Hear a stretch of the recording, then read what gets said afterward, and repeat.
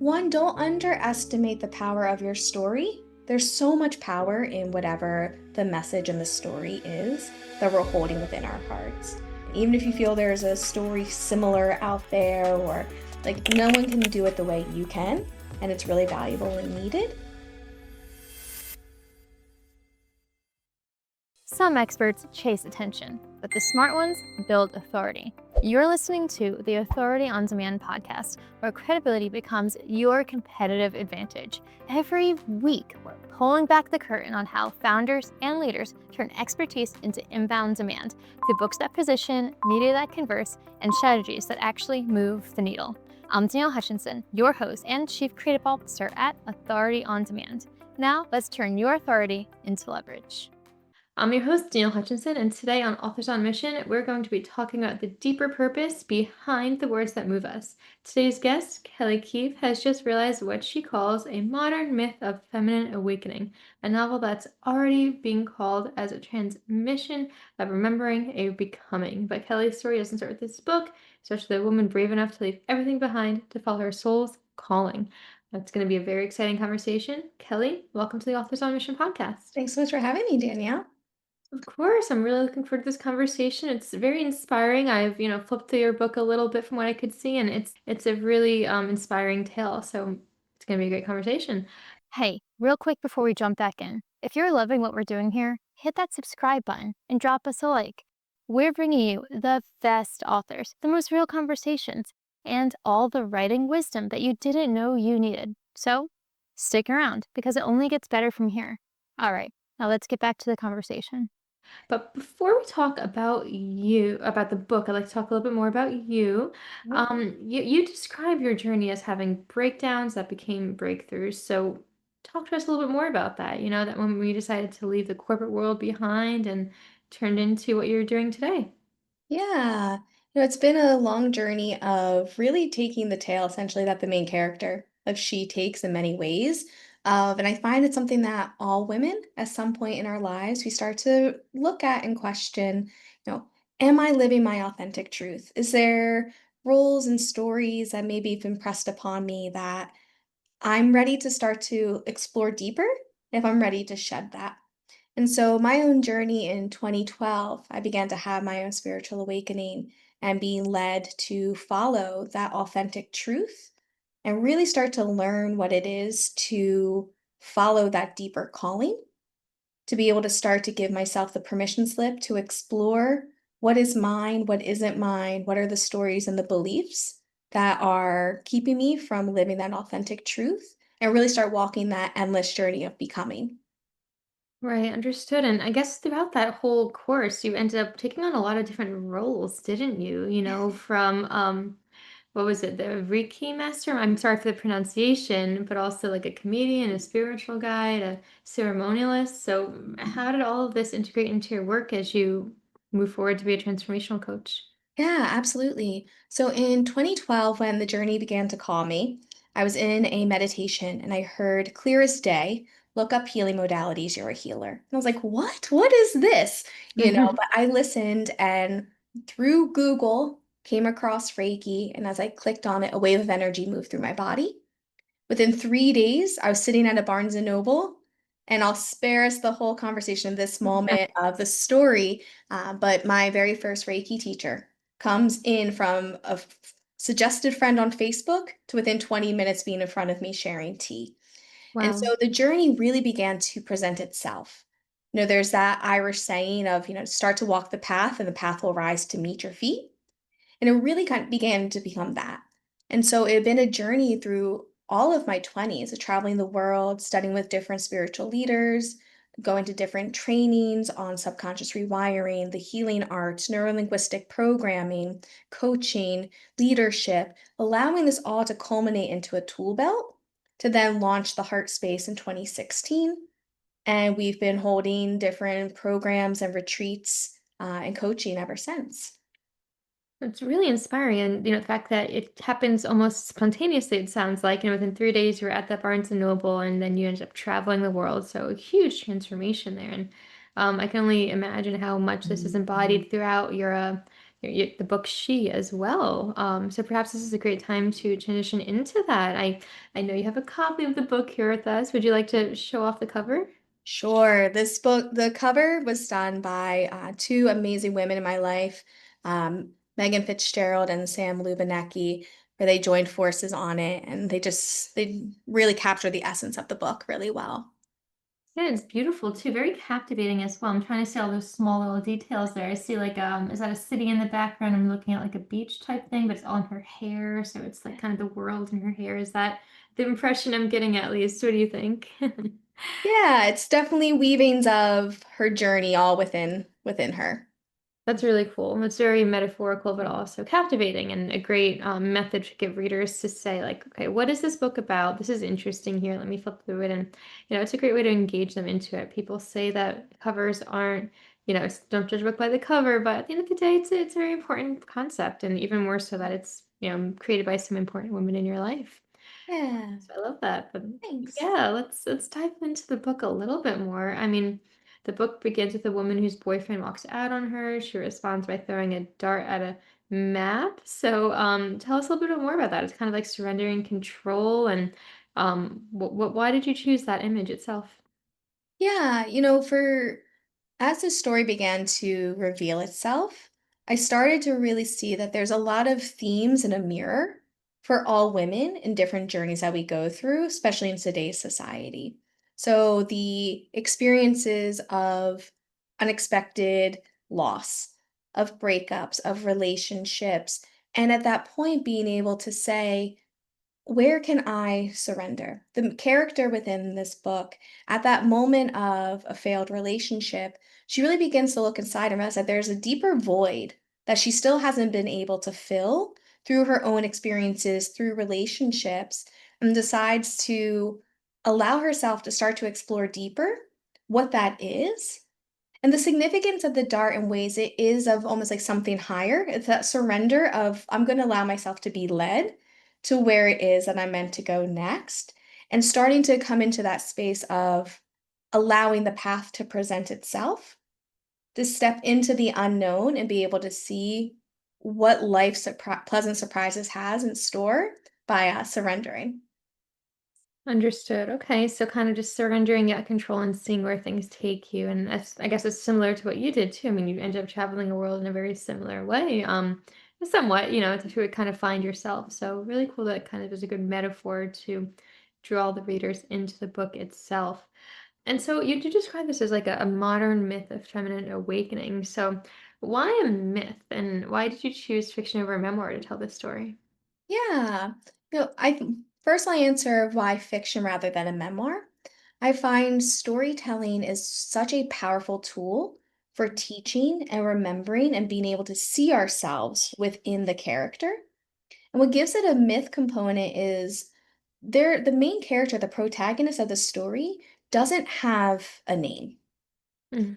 And it's done in a way to allow the readers to have a deeper sense of empathy as they're reading, so that this is so much more than a story. It's truly a catalyst for their own becoming and soul stirring as it's read. So rather than witnessing as an outsider the main character's experience, rather the reader can tap in as the main character deeper and be able to be walking alongside of her and experiencing the highs and the lows and the transformational experiences she's having to start to spark that fire of their own becoming within.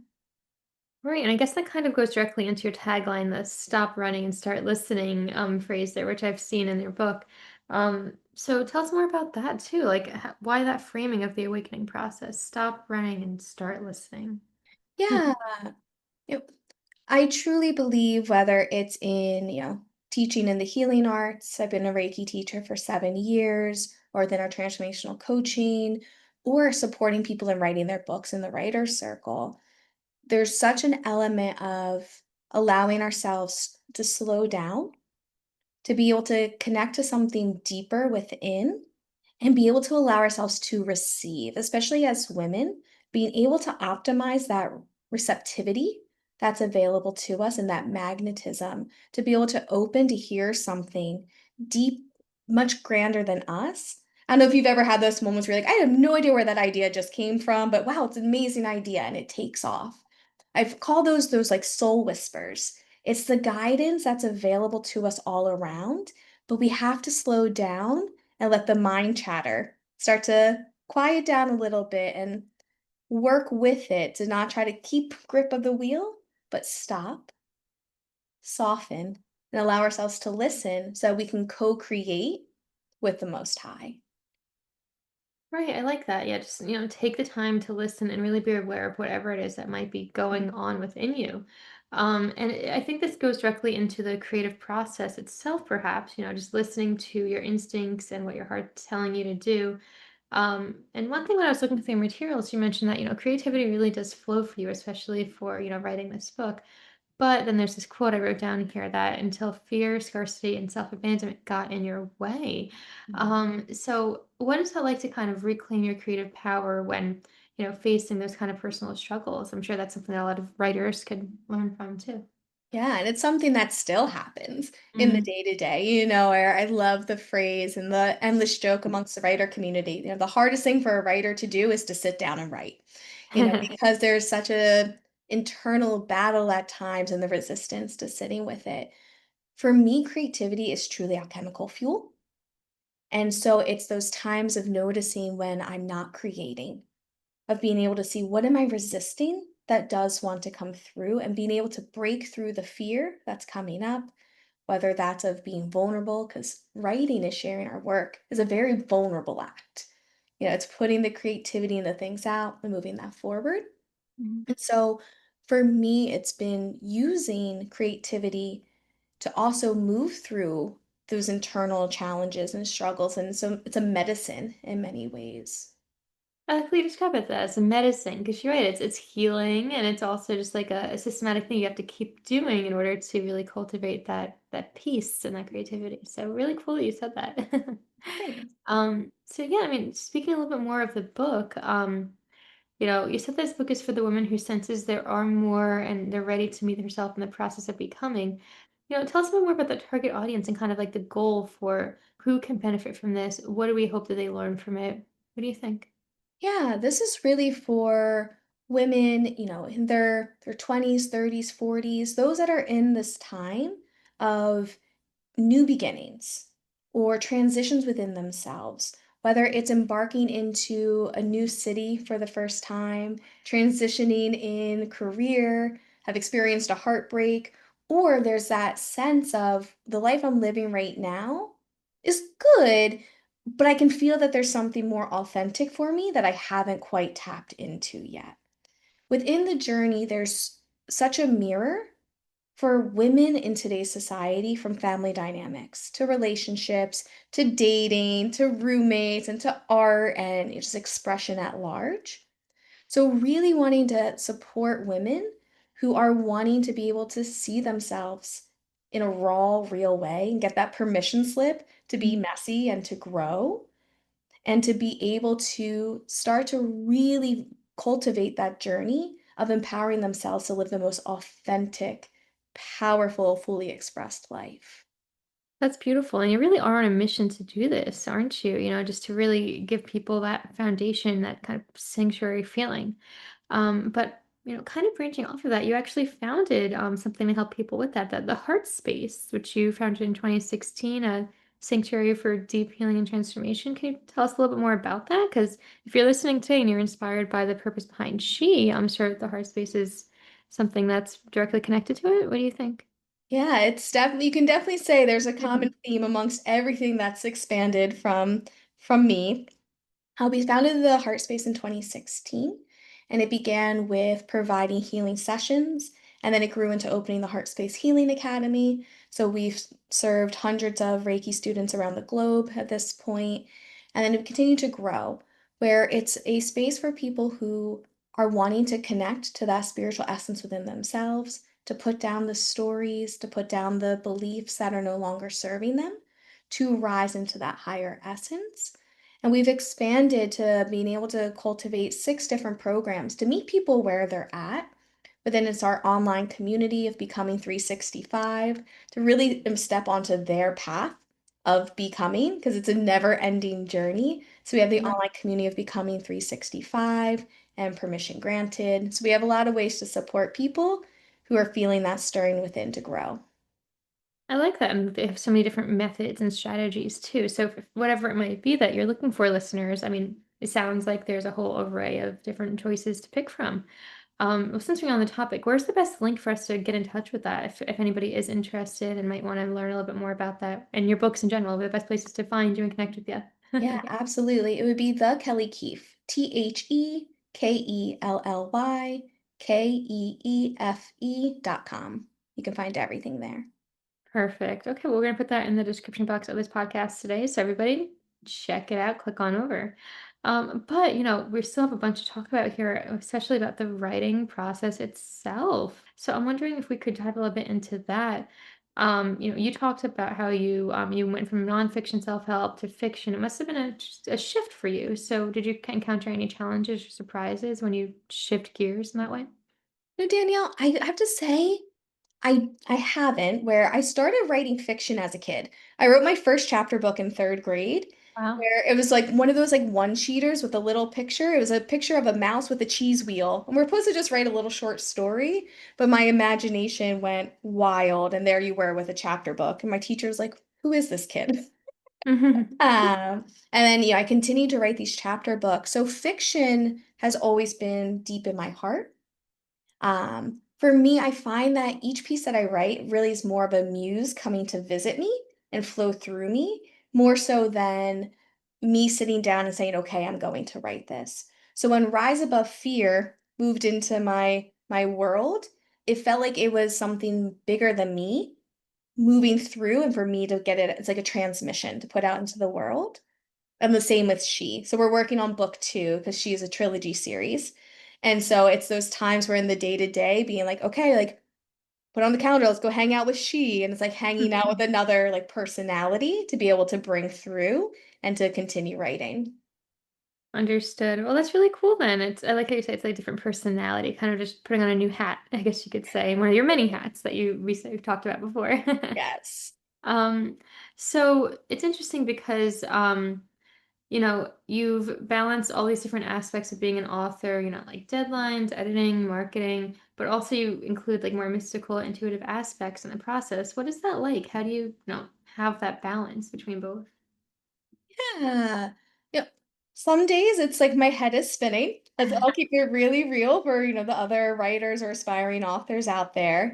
This was the first traditional publishing book launch that was done. And so there was a large learning curve with that in peace and staying authentic to myself, of being able to stay deep in those moments of meditation and prayer and guidance, and those, taking the intuitive hits when they come, and really keeping the intent of the book and the essence of her at the core of everything, while also getting a lot of help from mentors and people who've done this before, and a partner who's an ace in this, in different facets of this, to really support and build that support system around it to optimize. But it's a never ending game of learning for sure. That is true. It is never ending, right? You always have to be on the lookout and learn from everything that life throws your way. Indeed. So, that being said, if somebody here today, is kind of feeling like they're in your shoes and, they want to write something, but they're being held back by fear, resistance, or imposter syndrome, whatever it might be, what advice would you give to them? I mean, being that you've kind of been there, done that a little bit. Sure.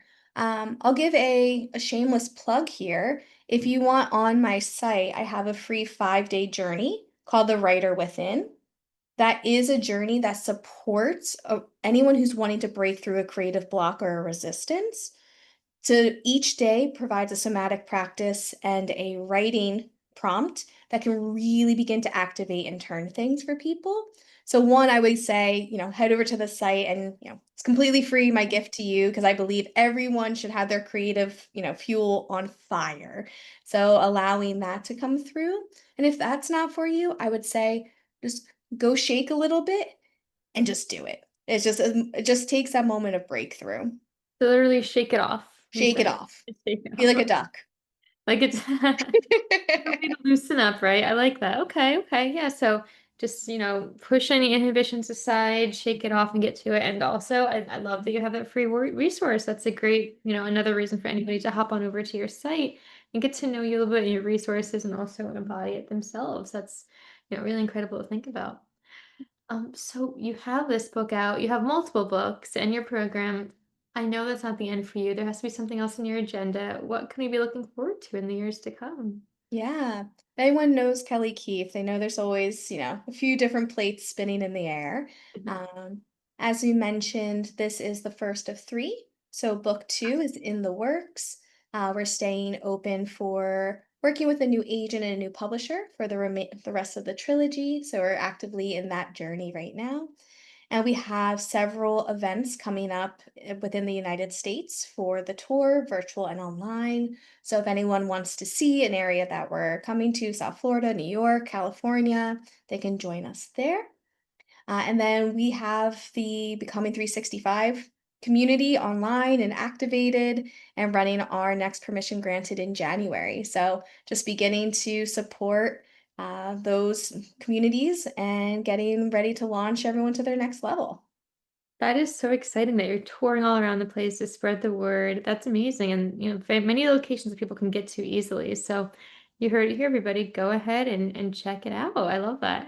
And be on the lookout for the next books. Is there a certain release date yet? Or are we still Not yet, not not yet? yet. Okay, understood. So stay in the loop then. We're going to have the links to all of Kelly's sites in this description box. You can go ahead and click on over today, guys. So I'm wondering, as we begin to wrap up, then what other last pieces of advice might you have to the authors listening today? Anything that you wish that you knew as you were getting started that maybe others can benefit from? Yeah, I think there's two. One, don't underestimate the power of your story and let doubt keep you from writing or putting it out there in the world. There's so much power in whatever the message and the story is that we're holding within our hearts. So just know that it is important. Even if you feel there's a story similar out there or no one can do it the way you can, and it's really valuable and needed. And then the second piece on a more tactical, I would say really have your support team of, an agent, someone who can support in a launch and really be able to help to bring it to life with people who've done it before. I mean, there's people do think that writing is such a solitary effort. You're sitting there writing by yourself each day, but it's not. You need to always have that support system. So thank you for saying that. That's huge. Yes. And you're one of them. You have resources right on your website. So it's very easy for people to find that support. So go ahead and do that, guys. Build your team. It's the best way to get out there. So thank you so much for joining me today and sharing your story. It's been a really inspiring conversation, super transformative. And I guess just one last question as we do wrap up for any listeners who are feeling that stirred you mentioned, that pulse in their chest, that knowing in the gut. Where should they go first? Should they head to your website or any what's the first action step they should take? Yeah, heading over to the site or right on Instagram if there's something that stirred in you here, you have a question, you just want to say hi. I run it myself. I love humans. I love connecting. So feel free if you want to connect on Instagram, the Kelly Keefe. You can shoot me a DM and we can chat there or on the website. You can find everything and contact me there as well. I love it. Awesome. Well, there you have it, everybody. Kelly Keefe for you to, learn from and enjoy. And if you enjoyed this episode, then just remember that your voice carries medicine too. The world is waiting for your unique story, your authentic truth, your sacred expression. So all you can do is keep writing, keep awakening, and keep saying yes to the unknown. We'll see you next time, everybody. And Kelly, thank you so much for joining us. Thank you, Danielle. It's been a pleasure. That's a wrap on another episode of the Authority on Demand podcast. If today's conversation sparked something in you, don't keep it to yourself. Share this episode with a founder or a leader who's ready to stop being the best kept secret in their industry. If you want to turn your expertise into inbound demand, head to authorityondemand.com to see how we help clients go from unknown to in demand. I'm Danielle Hutchinson, and I'll catch you on the next one. Now, go build some authority.